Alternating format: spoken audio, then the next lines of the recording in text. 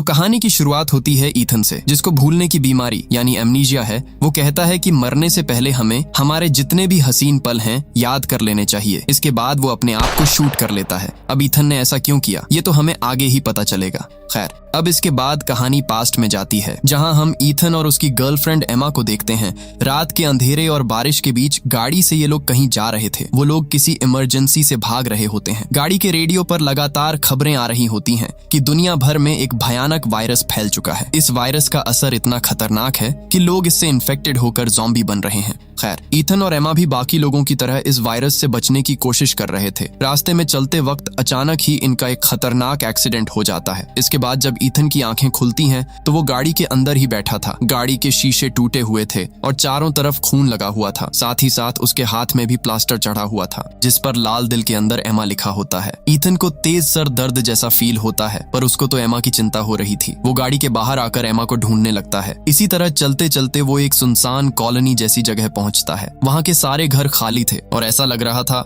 कि वहां के लोग कई साल पहले वहां से कहीं जा चुके हैं। अब तभी अचानक वहां पर एक गाड़ी आती है, जिसके ऊपर एक आदमी गन लेकर खड़ा था। वो आदमी ईथन से पूछता है कि क्या वो गुम हो गया है। ईथन बताता है कि वो अभी बेहोशी से जगा है और वो अपनी गर्लफ्रेंड को ढूंढ रहा है। ये सुनते ही वो आदमी ईथन को मारने ही वाला था कि तभी कोई गोली चलाकर उसे ही मार देता है। इसी गोलीबारी के बीच उसके साथ वाला आदमी भी मारा जाता है। अब तभी वहां एक औरत आकर चेक करती है कि वो लोग मर गए हैं या नहीं। ईथन ये सब कुछ देख रहा था और वो बाहर आकर कहने लगता है कि वो उन दोनों के साथ नहीं है। तब वो औरत कहती है कि उसको पता है। इसके बाद वो औरत ईथन को उन बॉडीज को गाड़ी के पीछे डालने के लिए कहती है। वो ईथन को उसके साथ आने को बोलती है क्योंकि वो जगह उसके लिए सेफ नहीं है। तब ईथन भी मान जाता है। वो उसकी मदद कर ही रहा था कि तभी वो फिर से बेहोश हो गया। ये देख वो औरत उन बॉडीज के साथ साथ ईथन को भी अपने घर ले जाती है। खैर, जब ईथन फिर से जागता है, वो अपने आप को एक कमरे में सोया हुआ पाता है। उसके हाथ में अभी भी प्लास्टर लगा हुआ था। ईथन एमा नाम पुकारते हुए नीचे आ गया। नीचे किचन में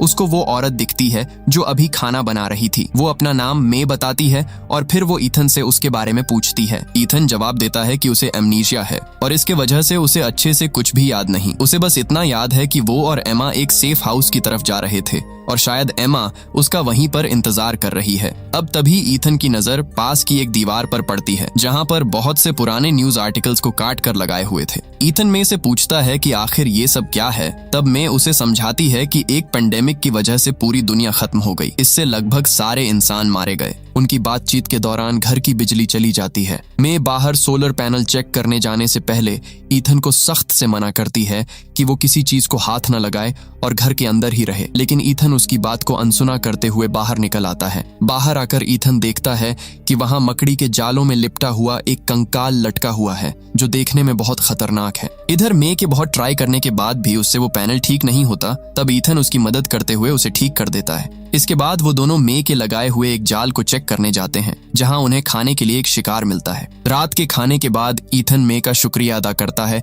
और कहता है कि उसे अब जाना होगा क्योंकि उसे एमा को ढूंढना है। मे उसे समझाती है कि वो आज रात वहीं रुक जाए और सुबह वो खुद उसके साथ चलेगी। ईथन मान तो जाता है, लेकिन उसका मन वहां रुकने का नहीं होता। वो घर के लिए बिजली पैदा करने के लिए साइकिल चलाता है और जब मे सो जाती है तो वो चुपके से मे की गाड़ी लेकर वहां से निकल जाता है। ईथन को इससे पहले की बातें याद नहीं होती, बस उसे इतना याद रहता है कि वो और एमा झील की तरफ जा रहे थे, जहां उनका एक घर था। आखिरकार ईथन वहां पहुंच जाता है और घर के अंदर जाने की कोशिश करता है, लेकिन दरवाजा अंदर से बंद होता है। वो जोर जोर से एमा को आवाज देता है, लेकिन कोई जवाब नहीं मिलता। मजबूरन वो खिड़की तोड़कर अंदर घुस जाता है। अंदर कोई रह तो रहा होता है, लेकिन वो एमा नहीं थी। वो एक अनजान औरत होती है जो अपनी बेटी के साथ वहां छुपी हुई थी। ईथन उस औरत से सख्त से पूछता है कि एमा कहाँ है, लेकिन वो औरत बताती है कि वो किसी एमा को नहीं जानती और सालों से वहां अकेली रह रही है। जब वो बात कर रहे होते हैं, तभी उन्हें भारी कदमों की आवाज सुनाई देती है। ईथन पीछे मुड़ता है तो देखता है कि एक भारी भरकम कंकाल जैसा ज़ॉम्बी, जो इंसान से ज्यादा खतरनाक लग रहा था, वहां आ पहुंचा है। वो ज़ॉम्बी घर के अंदर घुसने की कोशिश करता है, लेकिन वो औरत जल्दी से दरवाजा बंद कर लेती है। लेकिन ज़ॉम्बी उस टूटी हुई खिड़की से हमला कर देता है जिसे ईथन ने तोड़ा था। ईथन वहां पड़ा एक हथौड़ा उठाता है और उस औरत को बचाने के लिए ज़ॉम्बी के सर पर लगातार वार करता है। ईथन के वार से ज़ॉम्बी ज़ॉम्बी साइड में हट जाता है और वो औरत बच जाती है। लेकिन जब ईथन थोड़ी देर बाद बाहर देखता है तो वो हैरान रह जाता है क्योंकि वो कंकाल अभी भी जिंदा था। वो औरत उसे बताती है कि ये पेड़ जैसे ज़ॉम्बीज कभी मरते नहीं हैं। इसी तरह रात हो जाती है। वो औरत ईथन से कहती है कि वो सो जाए, वो घर की रखवाली करेगी। ईथन सो जाता है, लेकिन जब सुबह उसकी आंख खुलती है तो वो देखता है कि उसका चेहरा खून से भरा हुआ है। वो पीछे मुड़ता है तो पता चलता है कि वो औरत और बच्ची दोनों मर चुके हैं। उन्हें देखकर ऐसा लगता है जैसे किसी ने उन्हें बुरी तरह खा लिया हो। ईथन डर के मारे घर से बाहर भागता है। बाहर उसे एक और फीमेल ज़ॉम्बी दिखाई देती है जो एक लड़के पर हमला कर रही थी। जब ईथन उसके पास जाता है तो वो उस पर चिल्लाती है, लेकिन उसे काटने के लिए नहीं, बल्कि ऐसा लगता है जैसे वो उससे कुछ कहना चाहती हो। ईथन डर जाता है। तभी गोली चलने की आवाज आती है और वो फीमेल ज़ॉम्बी गिर जाती है। पता चलता है कि मे वहां आ गई है और उसने ईथन को बचा लिया है। वहां से निकलने से पहले ईथन की नजर एक चिड़िया के घर पर पड़ती है जिस पर वही टैटू बना होता है जो एमा के पास था। वो बॉक्स खोलता है तो उसमें एक मोबाइल फोन मिलता है जिसकी बैटरी खत्म होने वाली होती है। ये एमा का फोन था और उसमें एक रिकॉर्ड किया हुआ वीडियो होता है। एमा उस वीडियो में कहती है कि ईथन की याददाश्त खोने की बीमारी की वजह से उसे नहीं पता कि वो कब तक उसके साथ रह पाएगी। वीडियो में ईथन एमा के पीछे लेटा हुआ दिखाई देता है। इससे पहले कि ईथन पूरा वीडियो देख पाता, फोन बंद हो जाता है। ये देख ईथन गुस्से से पागल हो जाता है। मे उसे संभालती है और कहती है कि उसके पास चार्जर है, वो घर चलकर फोन चार्ज कर सकते हैं। लेकिन तब तक ईथन की याददाश्त फिर से चली जाती है और वो मे को भी भूल जाता है जिससे वो कल मिला था। ईथन को ये भी याद नहीं रहता कि वो किस ट्रक में आया था। वो मे को उसी ट्रक में वापस जाने का सुझाव देता है। मे बताती है कि किसी बेवकूफ ने रात भर बैटरी चालू छोड़ दी थी, इसलिए ट्रक शुरू नहीं होगा। खैर, उन्हें वहां एक साइकिल मिलती है। मे उसे चलाती है और रास्ते में वो कई ज़ॉम्बीज देखते हैं जो पेड़ों की तरह दिख रहे थे। रास्ते में ईथन मे से पूछता है कि क्या वो शादीशुदा है। मे हिचकिचाते हुए कहती है कि नहीं, उसका पति मर चुका है। चलते चलते वो एक पेट्रोल पंप पर रुकते हैं। ये वही पेट्रोल पंप होता है जो ईथन अक्सर अपने सपनों में देखता था। वहां पहुंचकर उसे कुछ यादें वापस आती हैं। उसे याद आता है कि पैंडेमिक की शुरुआत में वो और एमा इसी पेट्रोल पंप पर रुके थे और वहां उनका सामना एक ज़ॉम्बी से हुआ था। जब ईथन एमा को बचाने के लिए आगे बढ़ा था तो उस ज़ॉम्बी ने ईथन के हाथ पर काट लिया था। इसके आगे उसे कुछ भी याद नहीं आता। दूसरी तरफ मे ईथन को लेकर घर पहुंचती है। वो ईथन को चुप रहने को कहती है क्योंकि उसे महसूस होता है कि घर के आसपास कोई है। वो आगे बढ़ती है और एक आदमी पर बंदूक तान देती है। वो आदमी, जिसका नाम टॉम होता है, वो कहता है कि मैं निर्दोष हूँ और मैं तो सिर्फ अपनी पत्नी को ढूंढ रहा हूँ। वो कहता है कि वो भूखा है और खाने के बदले कोई भी मदद करने को तैयार है। मे उस पर भरोसा करने से पहले ईथन के जरिए उसकी तलाशी करवाती है और उसके हथियार ले लेती है। टॉम उनके लिए लकड़ियां काटने लगता है और मे अंदर से उन पर नजर रखती है। लकड़ी काटते वक्त टॉम ईथन को बताता है कि उसकी वाइफ आखिरी बार इसी तरफ आई थी और उसको लगता है कि उसके गायब होने में मे का ही हाथ है। मे खाना बनाती है, लेकिन यहाँ पता चलता है कि टॉम ने ईथन को चालाकी से बातों में लगाकर अपनी गाड़ी से एक और बंदूक निकाल ली है। घर के अंदर आने पर मे उन्हें जूस देती है और खाने की टेबल पर बुलाती है। खाना परोसते वक्त मे ईथन को इशारा करती है कि वो खाना ना खाए और बहाना बनाए कि उसे भूख नहीं है। ईथन को समझ नहीं आता कि मे ऐसा क्यों कह रही है, लेकिन वो उसकी बात मान लेता है।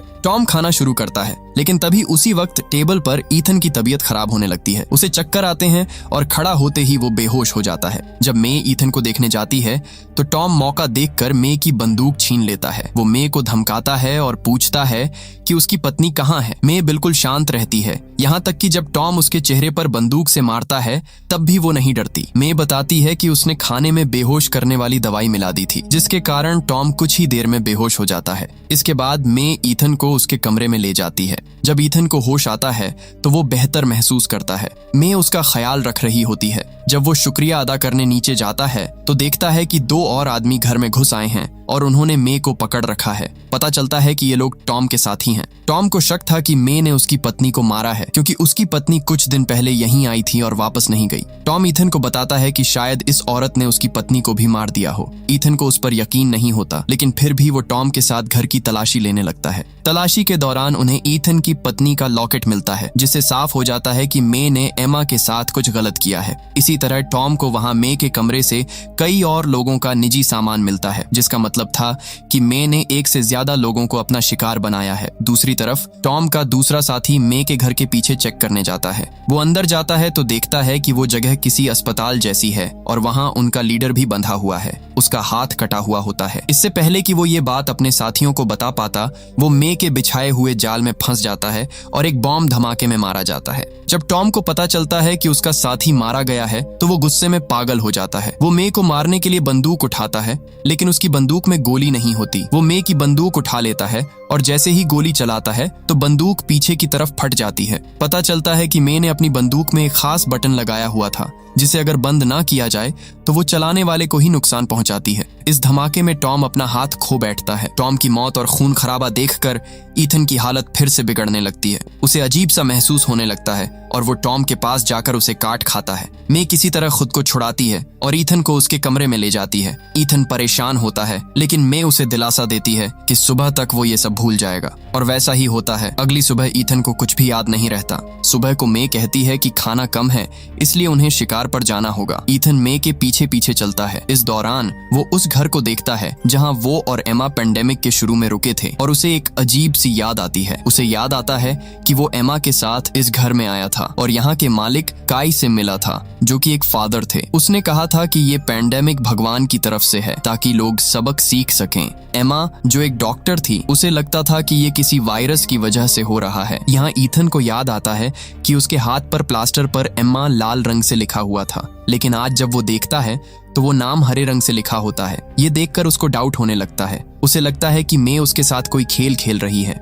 सच्चाई जानने के लिए वो मे पर बंदूक तान देता है। मे बिल्कुल भी नहीं घबराती और शांति से कहती है कि लाल पेन खत्म हो गया था, इसलिए उसने हाथ पर नाम हरे रंग से लिख दिया। वो बताती है कि वो बार बार उस नाम को लिखती थी ताकि ईथन उसे भूल ना जाए। अब मे थक चुकी होती है और ईथन को सच्चाई बताने का फैसला करती है। वो ईथन से कहती है कि वो जिंदा नहीं है, वो मर चुका है। वो बताती है कि जब पेट्रोल पंप पर ज़ॉम्बी ने उसे काटा था तभी वो ज़ॉम्बी में बदल गया था। ये सुनकर ईथन सदमे में आ जाता है और तुरंत अपना प्लास्टर खोलता है। वहाँ उसे अपने हाथ पर छोटे छोटे पौधे उगे हुए दिखते हैं, जिससे साबित हो जाता है कि मे सच बोल रही है। मे बताती है कि वो हमेशा उसे इंसानी मीट खिलाती रही ताकि वो इंसान बना रहे और पूरी तरह ज़ॉम्बी ना बने। इस वजह से वो पूरी तरह से ज़ॉम्बी में नहीं बदला और हमेशा जवान दिखता रहा। फिर कहानी फ्लैशबैक में जाती है और हमें पूरी सच्चाई दिखाई जाती है। जब वो फादर के घर गए थे तब फादर को शक हो गया था कि ईथन इंसान नहीं रहा और उसमें आत्मा नहीं है। एमा ने इस बात को छुपाया था। वहां बैठे हुए ईथन को चक्कर आने लगे और एमा उसे वॉशरूम ले गई थी। एमा ने उसे वहां संभाला और नीचे आकर परिवार को झूठ बोला कि ईथन की तबीयत खराब है। तभी काय का शक यकीन में बदल गया और वो एमा से सवाल करने लगा। उसने अपनी पत्नी और बेटी को ऊपर भेज दिया था। जब वो कमरे की तरफ जा रही थी तभी उन्हें अजीब सी आवाजें सुनाई दी। जब उन्होंने वॉशरूम खोला तो ईथन बुरी हालत में था और उसने उन पर हमला कर दिया। अपनी पत्नी की चीख सुनकर काई ऊपर भागा, लेकिन एमा ने उसे रोकने के लिए उस पर चाकू से हमला कर दिया। इससे पहले कि काई एमा को नुकसान पहुंचाता, एमा ने बंदूक निकालकर उसे गोली मार दी। तब तक ईथन काई की पत्नी और बेटी को मार चुका था और उन्हें खा रहा था।